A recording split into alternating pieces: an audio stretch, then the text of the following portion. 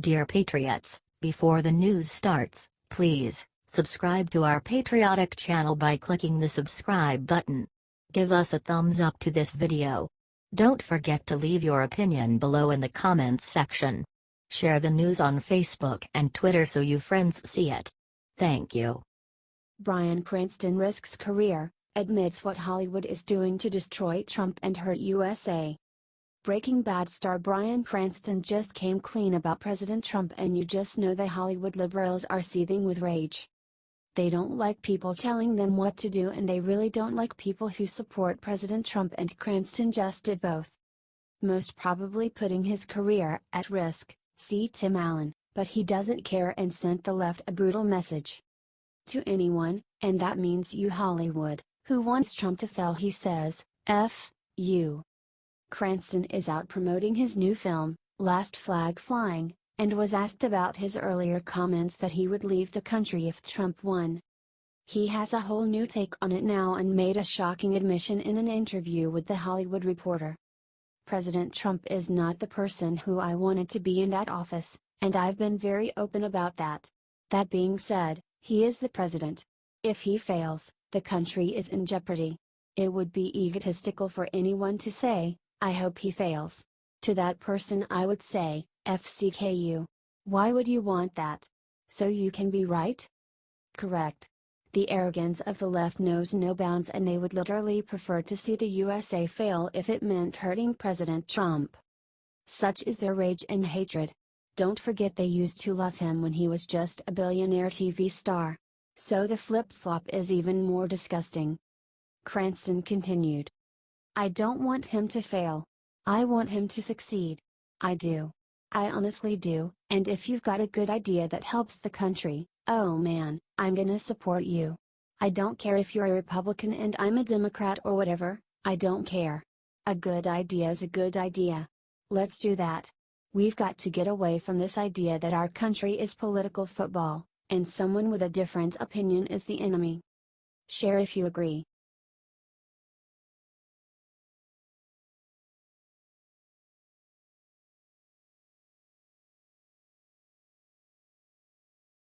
Whoa. After years of Trump bashing, Ben Shapiro just said the unthinkable about collusion charges. Ben Shapiro is no fan of Donald Trump. At one point, he even called then-candidate Trump a smoking garbage heap of human debris, which makes his latest claim about the president's campaign even more shocking.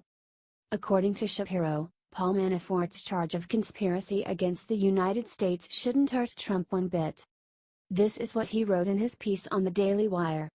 The charge of conspiracy against the United States isn't a treason charge, it's a financial charge based on defrauding the United States and covering it up through obstruction of justice. The media are going to have a tough time linking Manafort to Trump and Trump to Russia, thereby, at least from the charges in this indictment. There's literally nothing about collusion, there's literally nothing about Trump. Shapiro may not always love Trump, but he's a brilliant intellectual when it comes to law. He's usually pretty fair, and this time he's giving the win to Trump. Manafort may not be as lucky. While the rest of the media will try to spin these charges, which involve a case years before Trump's campaign began, as proof of collusion, the truth is clear. There is no proof of collusion in these developments. What do you think of Shapiro's comments? Tell us in the comments and share so the truth is revealed.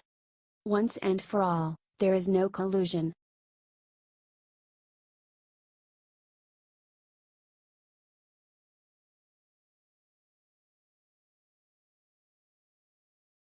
Mueller files first charges against active Trump campaign officials, and it proves there was no collusion.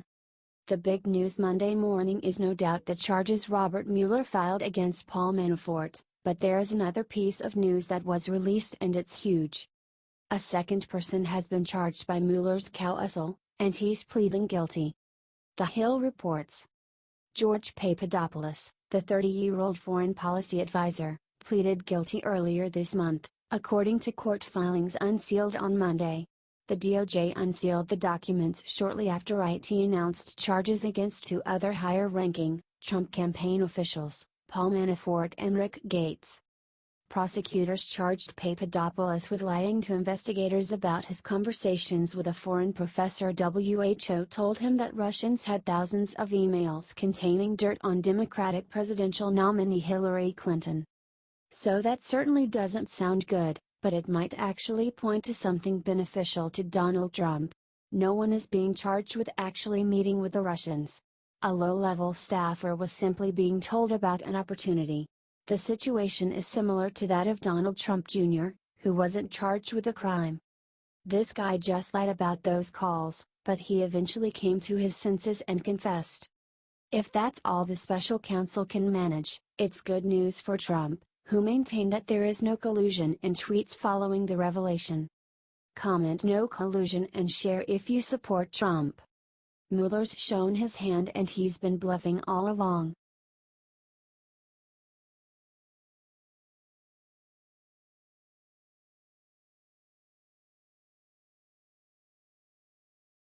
Trump shames CNN, reveals key thing about Manafort's charges media forgot to report. President Trump just broke his silence on the whole sordid Paul Manafort affair. And he exposed another false media narrative in the process. The media is in a feeding frenzy over Manafort's charges and those of his partner Rick Gates. The charges are serious. As Bob Mueller's statement makes clear. Paul G. Manafort Jr., 68, of Alexandria, Virginia, and Richard W. Gates III, 45, of Richmond, Virginia, have been indicted by a federal grand jury on October 27, 2017, in the District of Columbia. The indictment contains 12 counts: conspiracy against the United States, conspiracy to launder money, unregistered agent of a foreign principal, false and misleading false statements, and 7 counts of failure to file reports of foreign bank and financial accounts. One thing you need to know about these charges that the media will not report is that in the swamp political consultants make enormous sums of money working for foreign governments. Because once you win a presidential campaign, like James Carville did with Clinton, they made a movie about his exploits with Sandra Bullock. Every foreign candidate with money who has to run for election tends to hire our consultants. They all do, and there is nothing illegal about not paying taxes, and all that is a different matter. The second thing you need to know about these charges the media will not report, I will let President Trump tell you himself. And there you have it, no collusion, because if Mueller had it he would have charged it. Share this if you agree.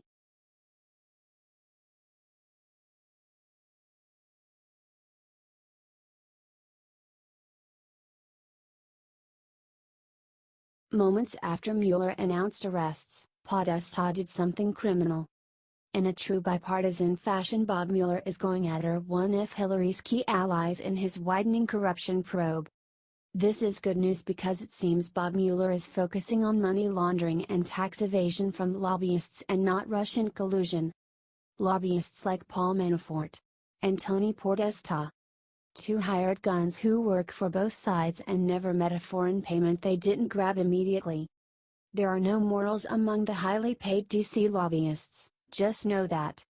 According to a bombshell report from Politico, Tony, who is under enormous pressure from Bob Mueller, just resigned from his job. Tony Podesta is the brother of Hillary's campaign chairman John Podesta. They both founded the lobbying powerhouse the Podesta Group, and got wealthy through their high-level connections. He did work for the same pro-Russian Ukrainian party that Manafort did, and it looks like neither high-powered DC lobbyist reported the money or disclosed their roles properly. One of the charges levied against Manafort is improper FARA disclosures, something Podesta already admitted doing. It looks like Bob Mueller is closing in, and with Manafort's charges Podesta clearly knows he is next, if not sooner. Podesta earned $1.2 million for the work, and he registered after the fact, a clear violation.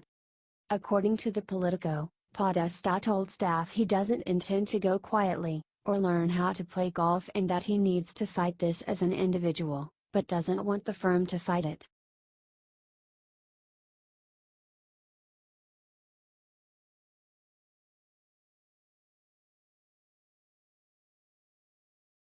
Boo NFL owners get biggest scare of lives day before Halloween as worst nightmare comes true. This is historic and terrifying. If you are an NFL owner or a television executive who paid the NFL billions in a TV deal. The NFL used to be a ratings juggernaut. Untouchable. Dominant. Worth every penny of the billions spent to broadcast the NFL games. Most people forget that Rupert Murdoch's strategy to promote Fox was to get the NFL rights. He got them when Fox was an upstart network and the rest is history. So the NFL is important. It used to be that an average NFL game, sometimes even a local broadcast rerun of the home team, would beat Major League Baseball's crown jewel, the World Series, in the ratings. That a random NFL game could routinely beat the World Series in TV ratings shows you how dominant the NFL was. Was is the key word here. Because as an explosive new report from Breitbart shows, the NFL's party is officially over. As these numbers clearly show, the NFL's lock on TV ratings is gone. To be accurate, 2016 is the year the Chicago Cubs finally won a World Series, and that had a lot to do with those numbers, not all, but a lot. This year there is no such excuse. Thanks to Breitbart for these shocking numbers. The bottom is falling out and the NFL owners are terrified, and they deserve it for letting the inmates run the asylum. Share if you agree.